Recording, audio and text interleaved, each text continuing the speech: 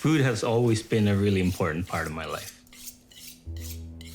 Growing up in the Philippines, we would always have the big table set up, and grandma would always have something for us. My first memory is definitely simple tofu and cabbage that my grandma always made. I don't know what she put in it, but I still to this day can taste it.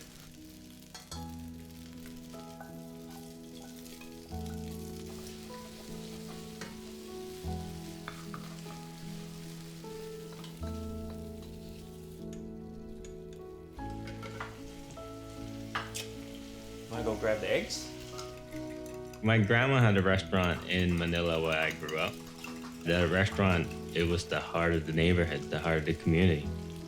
Someone in the community is having issues or someone in the community need food, that's where they would go.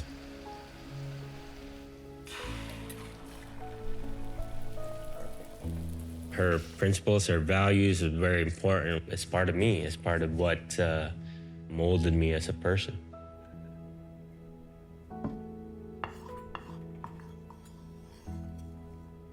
I moved from Manila, and I moved all the way to Port Hardy in 1994. It's funny because I always knew I was going to end up in the food business. It was just kind of inevitable.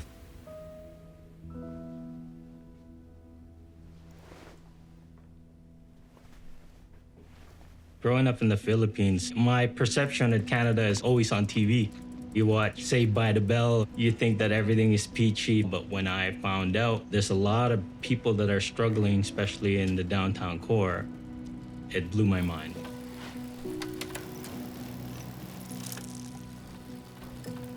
Maybe my 7th year or 8th year cooking, I think I had a baby right around that time. Started working with a number of different organizations, and I started to see the needs, but I always felt that I could do more.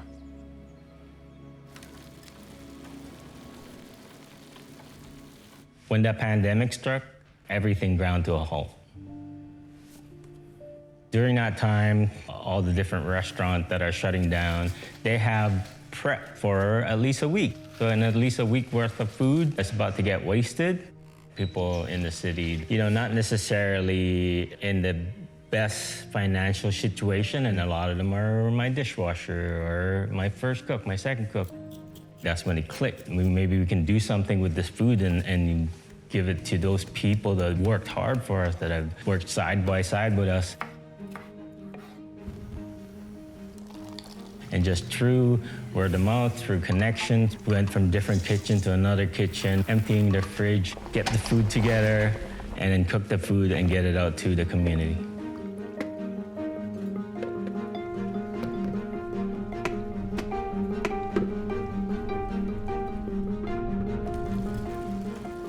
When we started cooking all these different meals, I reached out to my supplier, which was Yen Brothers Food Service, and I said, hey, we're thinking about cooking some food. And I come in with my little Honda Civic thinking, oh yeah, they'll probably have 5 cases. And my car was packed with probably 15 cases of spinach. My trunk was full of Beyond Meat sausages. And that's when I kind of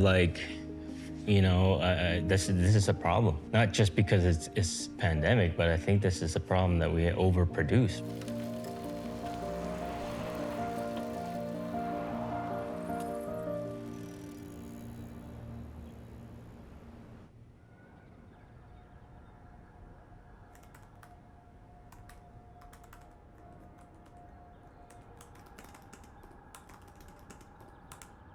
What got me into the food security space was I found out that 1 in 5 kids in Vancouver go to school hungry. And then to know that 50% of food ends up in the landfill, I found that quite a shocking statistic. I really just started researching to figure out if there was a way to somehow get that extra food to kids. And that's where the technology came in. The Food Rescue Hero app I discovered by looking online a way other countries and other cities were trying to tackle food waste.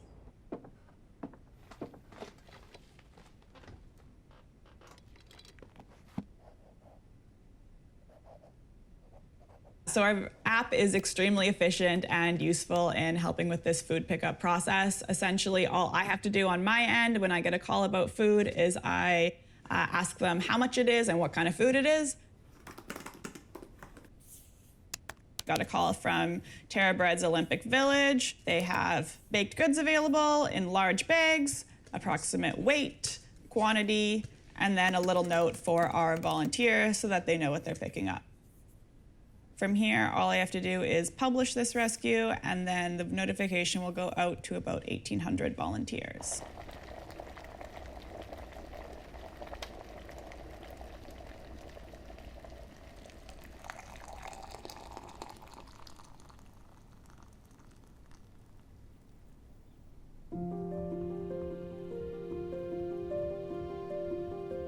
The neat thing about the app is that it's similar to being like an Uber driver. You can pull up the app at any time.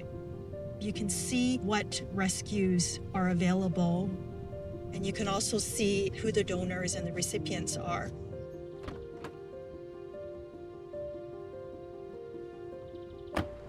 I really wanted to make use of our time during the early days of COVID. I think we all know that during the pandemic, the food insecurity really came to light, and we wanted to be a part of a solution.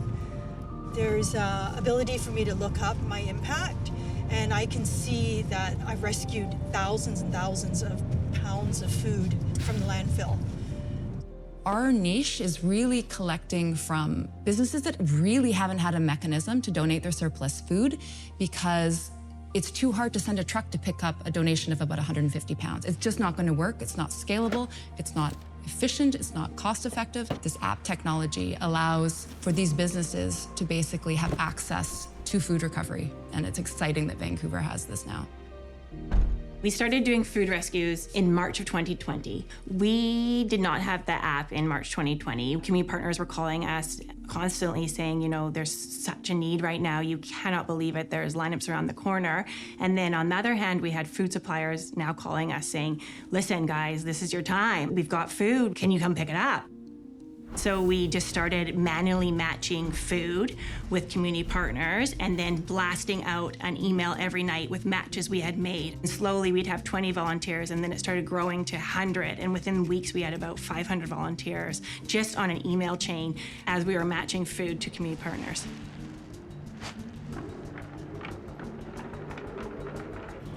TJ and I, we were on a big, huge Zoom call, basically, right when the pandemic hit, to figure out how to get food to kids in the schools. And so we started rescuing food and bringing it to a kitchen in Burnaby, and he would cook.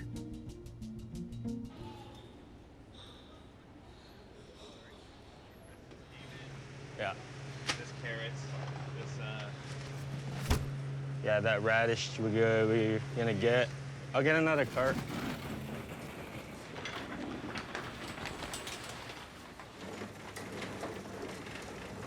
All these mushrooms would have just gone to the compost or the bin. Nobody else would have been able to use this. But now it's gonna go into curry and cream soup.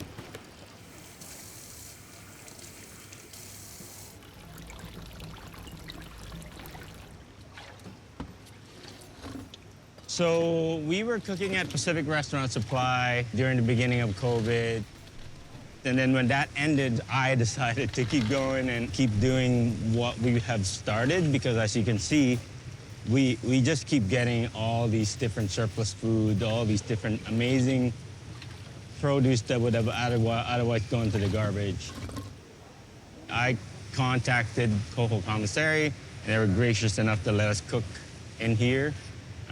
And then, yeah, 2 years later, we're still here.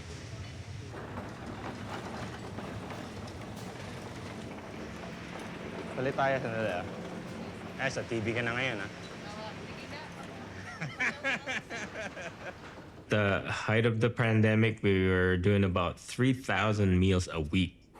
Now we're down to about 2,000, and the reason for that is because we don't have the funds to be able to keep producing that much food.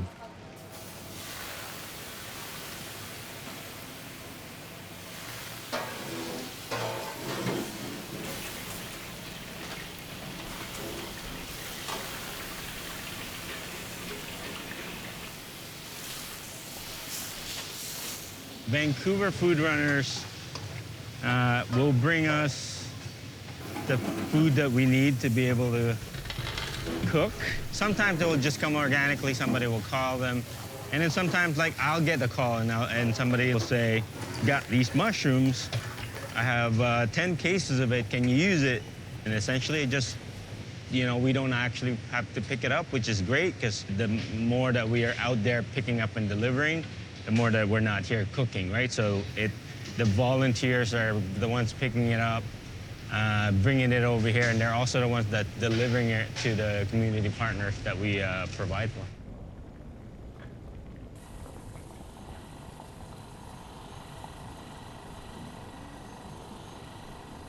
If Vancouver Food Runners was not doing what they're doing, I probably would have stopped at, you know, like probably at 6 months. A lot of food that can't be used in a regular setting. Chef TJ can take that food and make it into something so that it can be used at these community partners. The magic of TJ is he's able to take the craziest things and create an amazing meal. So that's 150 liters, 150,000 divided by each. It's like basically a cup, 250 milliliters, so that's 600. 600 meals, 600 meals right here. Just serve it with rice, and yeah, it's amazing. 3 pickups. Directions, youth services. We got Kilala Lelum. And health initiatives for men. Good day. People think that, like, we're cooking food scraps or something, but, like, they don't understand. Like, the quality is same, if not better than when I'm, you know, running a hotel. Like, some of these things that I'd be using is like, oh my God, I would be paying top price for this. What resources had to be pulled from our land to be able to produce this product, and then seeing it going to waste, especially knowing how many people out there could have this food. It's heartbreaking.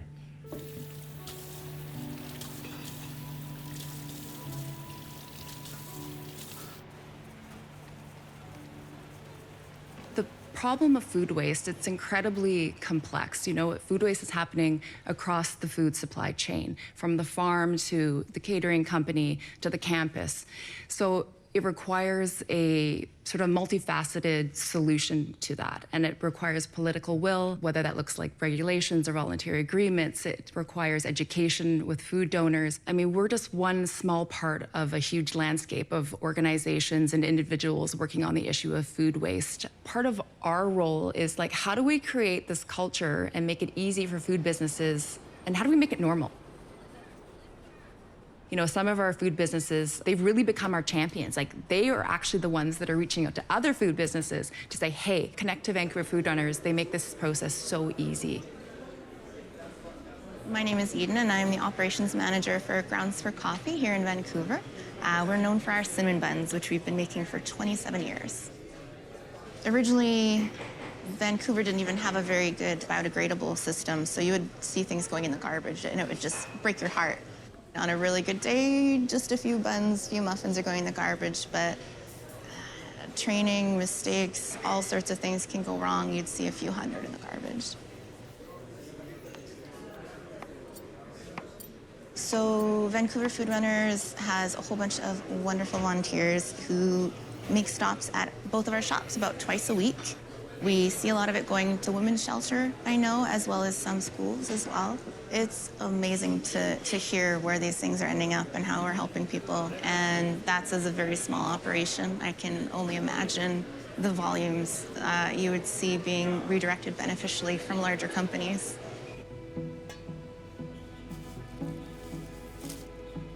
Fresh Prep is a Western Canadian-based meal kit company. And what we do is we provide ingredients to meals that are pre-chopped and washed and portioned, and then we deliver that to our customers' homes. They do the cooking and make an incredible world-class meal. Fresh Prep has 500 employees, and we do about 15,000 deliveries a week. And our weekly food spend right now, just for ingredients, is $300,000 a week. And about 3% of that every week is excess surplus food. As a food service company, food waste is inevitable. I think we can always do better and reduce it, but it's just really hard to match up supply and demand. And so I reached out and just stumbled across Michelle Reining's contact information with Vancouver Food Runners. It's really, really gratifying to know that that food is going to a good cause. And to be partnered with someone like Chef TJ is just really, really gratifying for us.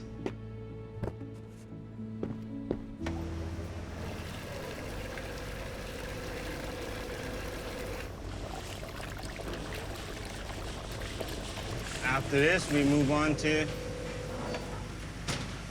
those things that make us money to be able to do this. It gets tiring at times. I try not to at all show much emotions about it and show much frustrations about it because I started this whole thing, so I can't show that frustration too much.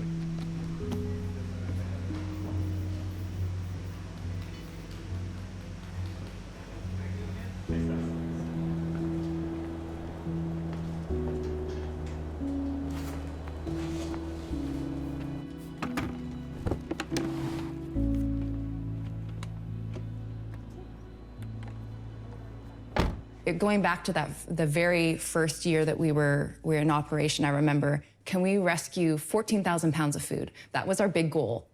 And we actually managed to rescue 235,000 pounds in that first year in 2020. You know, it grew so quickly, and I think it grew because there was a need for it. That's a really neat idea. I just wonder, it'd be better to get more than 20, because if we're gonna do a volunteer event, Let's go over some of our top volunteers over the last few months. Obviously, they're so critical to our food program. Big warehouses end up having too much stuff for one location. So Tim goes, fills up his entire truck, and then does like 3 or 4 drops in the downtown east side.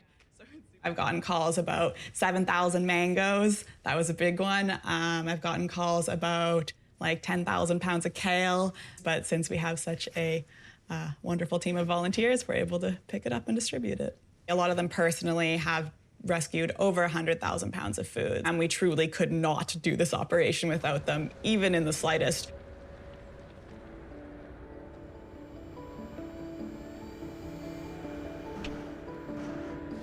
Through semi-retirement, I had a little bit extra time, and what do I do so I can actually make an impact without just donating money? It's a whole nother thing to actually hand over food to another person that needs that food for that day just to live. I've kind of been in food all my life, career-wise, and the companies I worked for, we did some pretty big donations, like semi-trailer, half semi-trailer donations. The challenge they always had was they could get the food to a certain area, but they could never get it to the people. Strategically, we used to talk about how do we solve for the last mile and get it to the people in need, and you need help. I didn't solve for it, but I did learn about Vancouver Food Runners, and I thought, this is what people I've been talking to my whole life were looking for, and at a low-cost way of doing it.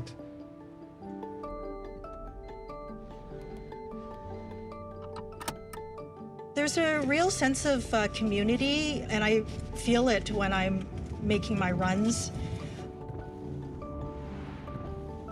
And oftentimes, I'm drawn to the ones that take place in the neighborhood that I live. And I know that the food that would otherwise be wasted would actually be going to individuals in my own community who are facing food insecurity.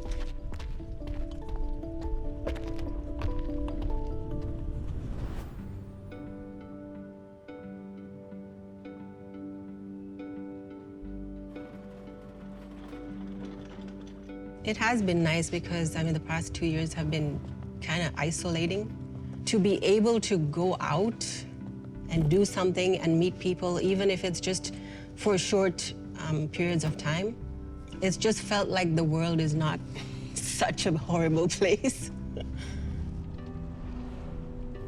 I think because I've been a stay-at-home mom for so long, and it's like the kids have been the focus for so long, you know, sometimes I would feel like I want to make a difference to people other than these two. You know, I want to make a difference to the community, you know, and so it just kind of fell in my lap. It's just, I'm so glad it happened. Oh, here it is. I was born and raised in Kenya, and then I spent 4 years in Australia at university, and then from there I came to Canada. I was telling my friends and my family at home that I've started doing this.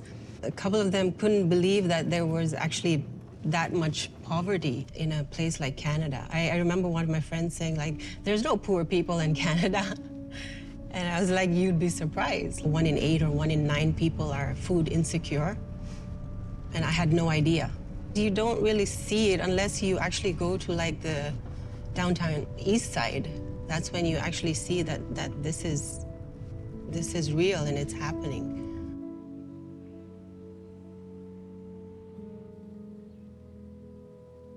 I call the downtown east side the epicenter of colonial harm. Many people come from all around Turtle Island to seek services due to circumstances beyond their control. It's also a site of resilience. Kilala Lilam is a healthcare clinic in the downtown east side. It provides primary care, and we have a relational care program where we do case management to work with people that are really vulnerable and need life-saving medication every day. I don't think Kilala Lilam would be what it is unless we had food as part of the medicine that we offer. We serve food out of here 7 days a week. We are open 365 days a year. With that donation from TJ, cuts down on 2 lunches that we have to prepare. The biggest challenge for running a food program is the budget. I work with about $4 per day per person, and it's not a lot when you're trying to serve nutritious, healthy food on a daily basis. Receiving the meals from TJ has, you know, enabled us to offset our food budget. That's helped us immensely. The amount of food that we get from TJ and his staff is, yeah, it's incredible. Somebody should have invented smell-o-vision a long time ago. When it comes out of the oven or when you're serving it, it's just, it's amazing. So it's like you try to guess what they've used in there, and everybody, when they come in, they always comment like, what is that? What does that smell? What are you guys making? It's really important that, you know, everybody down here feels like it's a home-cooked meal, you know, that somebody actually cares enough about them to offer that. Receiving meals from TJ Weekly has helped us provide choices for our members in terms of more traditional foods or foods that they would like to see. So at the end of the day, we're still able to provide healthy, nutritious meals without having to skimp and cut here and there, because his meals are amazing.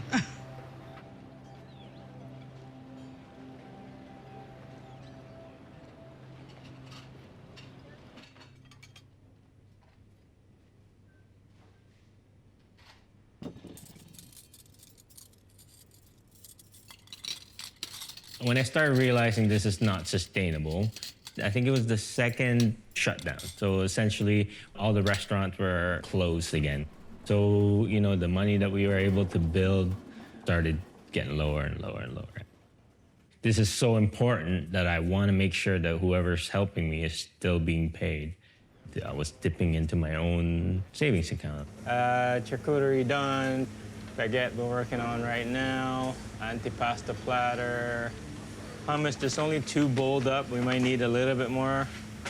And then the last thing would be marinating the shredded cabbage. And we're good. We'll cook at the commissary for all the charities in the morning, and then we'll go over here or other event bases, whether it's private dining in people's home or it's a pretty typical day. We balance it out. Usually in our case, like, got the pocket and it's like standing up like so, right? We got it rice in the bottom too. I think you'll be able to mold it. I don't know if he knows this, but we do call him Saint TJ behind his back.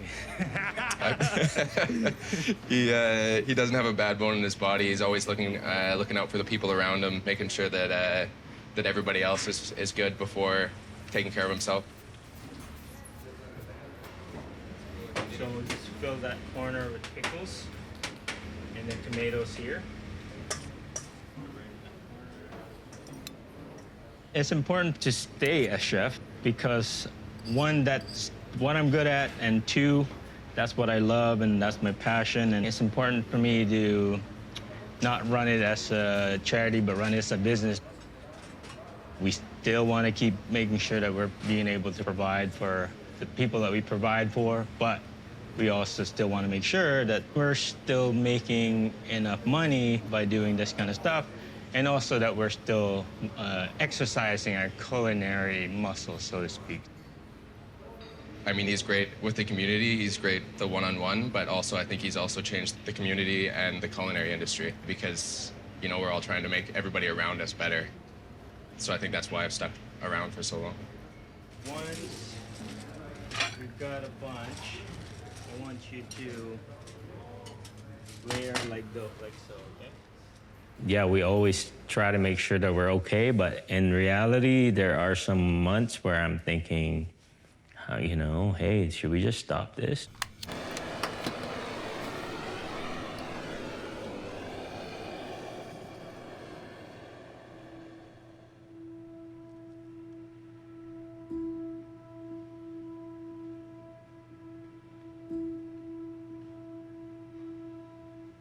At the end of last year, our income was cut in half.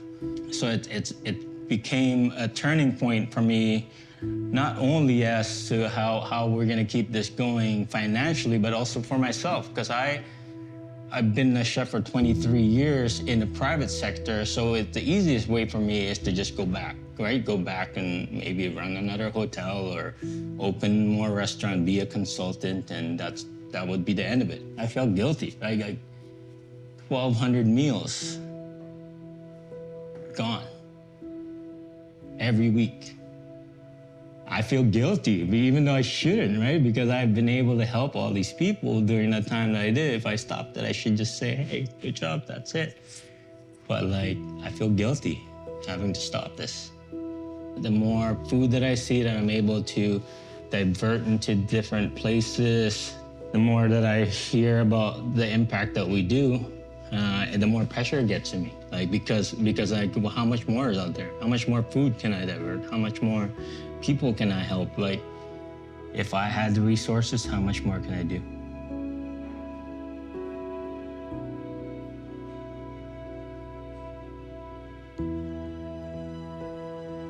When it all started, I was already working with Lunch Lab, and it was a pilot project to be able to have more school lunches in Vancouver.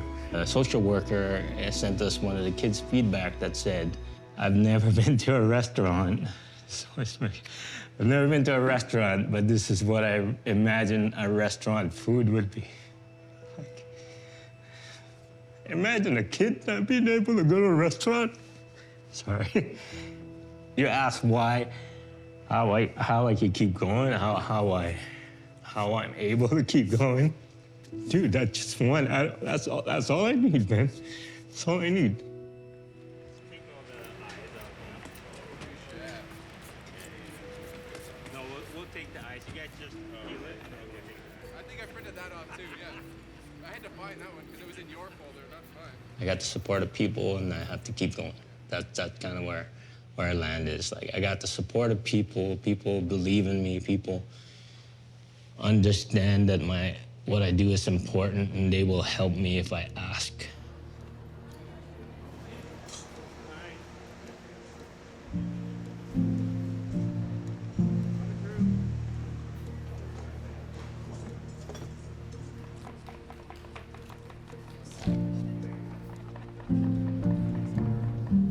couple of months ago, I found this organization in Montreal that's able to help me with funding.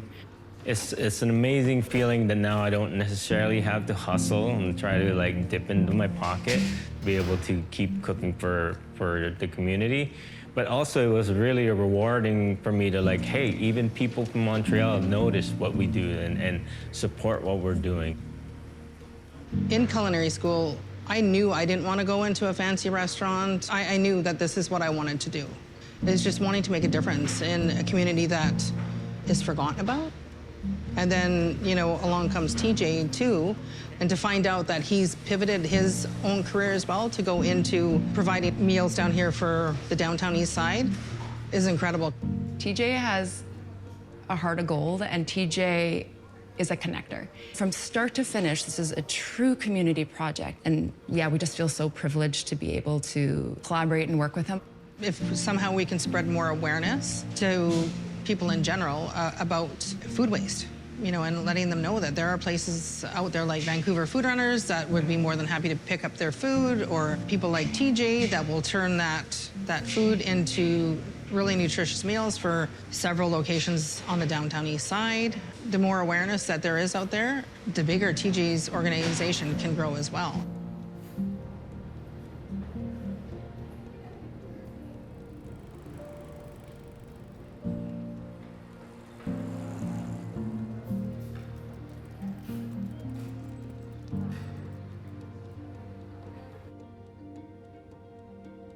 If my grandma can see me now, she would be amazed of how I grown up to be this adult that actually cared about the community much the same way that she cared about our community when I was growing up in the Philippines. For her to see me affect all these different people's lives through food, she would be so proud.